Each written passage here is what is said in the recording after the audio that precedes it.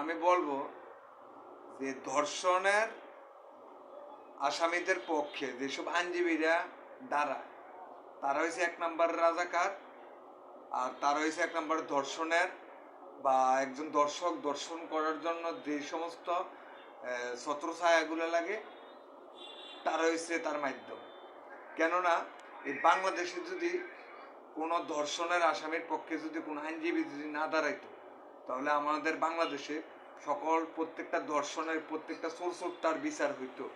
কেননা তাদের পক্ষে যেসব আইনজীবীরা দাঁড়ায় তারা এখানে স্বার্থটা বোঝে, অর্থ আর স্বার্থ এই দুইটা জিনিস তাদেরকে ছোট করে দিয়েছে। আসলে কিন্তু তারা পড়ালেখা কইরা অনেক বড় বড় পড়ালেখা কইরা অনেক শিক্ষিত হইয়া তারা একজন আইনজীবী হয়, এমনকি আইনজীবী তার মানিটা কি এটা তারা বোঝে না।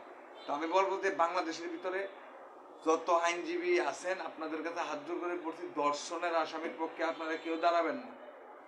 আপনারা দাঁড়ান বিজয় দেশের মেয়ে তার দর্শন হয় বেশি। ভালো থাকবেন সকলে, সুস্থ থাকুন, নিজেকে নিজে নিরাপদ রাখুন।